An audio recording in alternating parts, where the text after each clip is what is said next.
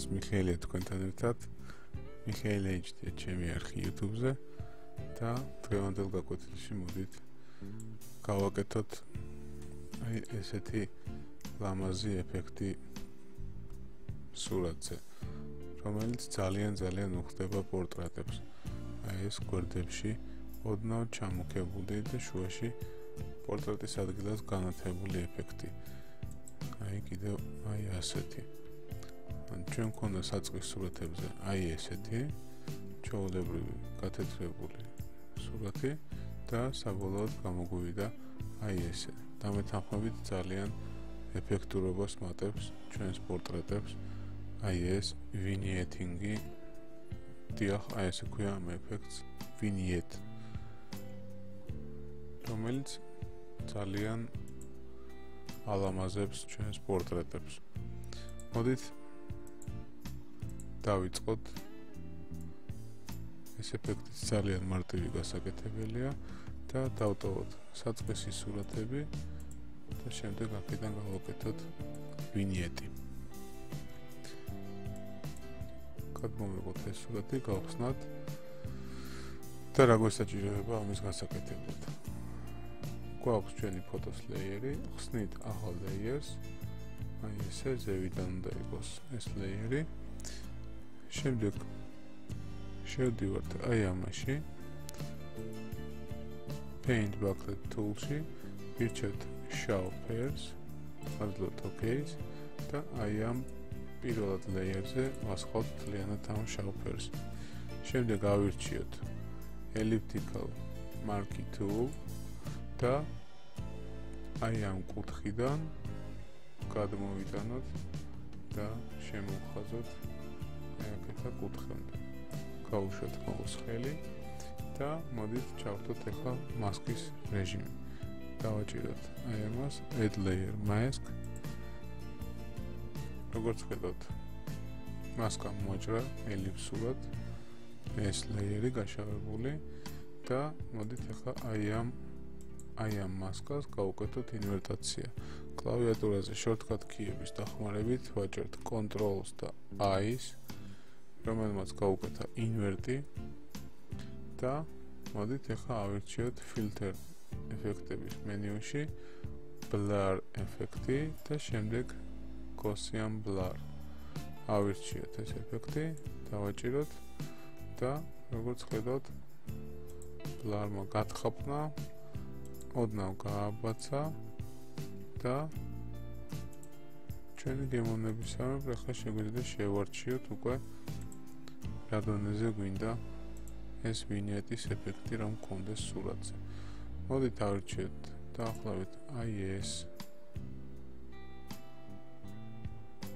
რეჟიმი 329-340, მივიცეთ OK-ს და ჩვენ ასევე შეგვიძლია ხელითაც გავუკეთოთ ბოლომდე დამუშავება.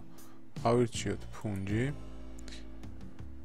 გვაქვს ჩვენ შავი ფერი უკვე არჩეული და მოდით ოდნავ გავადიდოთ ჩვენი ფუნჯის ზომა, ესე. ეს ძალიან დიდია. ესე დაახლოებით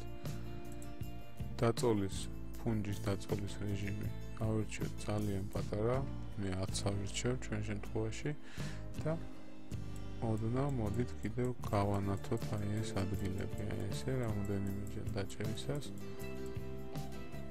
გამონათდება ჩვენი სახის ადგილები და პორტრეტის ადგილები.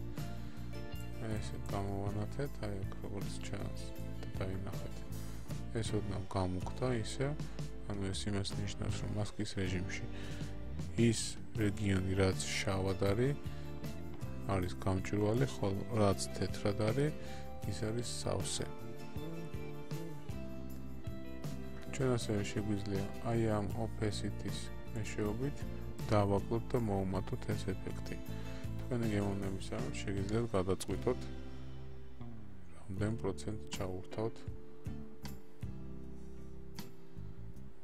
აქ opacity-ს რეჟიმში. მე ავირჩევ ალბათ 70%-ს. ჩვენთვის ეს უფრო ლამაზი გამოდის და ჩვენი ეფექტი მზადაა. შეგვიძლია გადავიდეთ მეორე სურათზეც და მოდით გავიმეოროთ, გავაკეთოთ თავიდან. ავირჩიოთ ლეიერი ახალი. ავირჩიოთ აი ეს ფერის ჩასასხმელი ინსტრუმენტი, შავი ფერი გვაქვს უკვე არჩეული, ჩავასხათ და გადავიდეთ აი აქ elliptical marquee tool-ზე. მოვნიშნოთ აი ესევე, გავაკეთოთ ელიფსი და ავიღოთ მასკა. მასკას უკეთებთ ინვერტაციას, Ctrl-I კლავიშის დაჭერით, შევდივართ ფილტრში, blur-ში, ვირჩიეთ Gaussian blur და ვთხაფნით აი ამ ეფექტს. და როგორც ხედავთ, გამოგვივიდა ისეთივე vignette ეფექტი. შევეცადოთ რომ blur-ი იყოს მომეტებულად ბოლოსკენ გადაწეული, რადგანაც აი ესეთი ოდნავ გათხაფნილი უკვე გამოგვდის რაღაც ძველი ცუდი სურათი. მოდით ავირჩიოთ აი ესე ბოლომდე გავიდეთ. თუ ძალიან ჩაგვიბნელდა არ ინერვიულოთ, ეს გამოსწორებადია, ფუნტს ავირჩევთ და მასკით გავასწორებთ. მე ავირჩევ აი ესე, აი ამ დონეზე, ვაძლევთ OK-ს და მოდით გამოვასწოროთ, ოდნავ გამოვანათოთ აი ეს პორტრეტის ადგილი.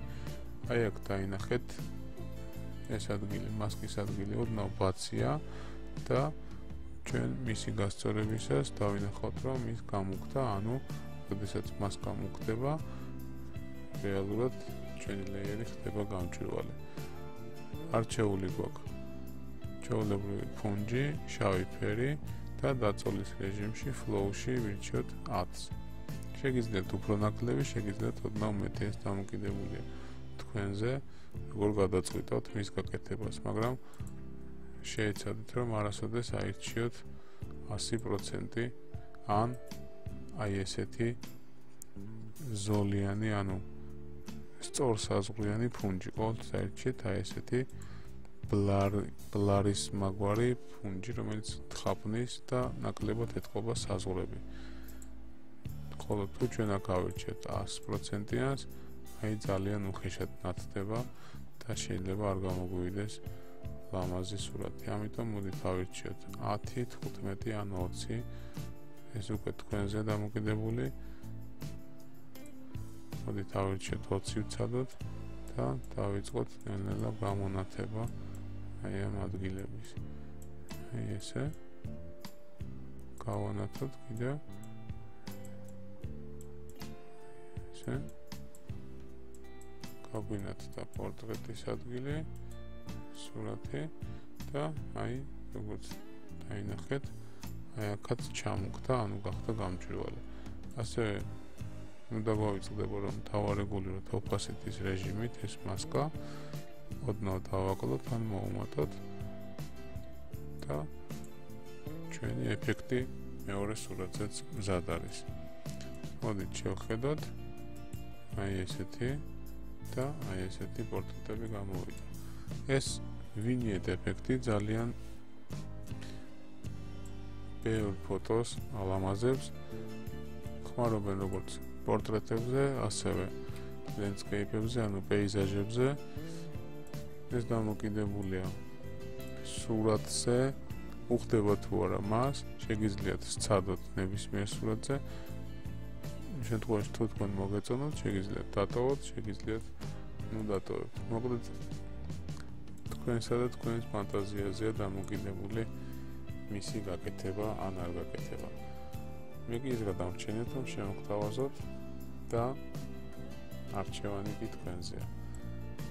დღეისათვის სულ ეს იყო ჩვენი vignette ეფექტი გავაკეთეთ.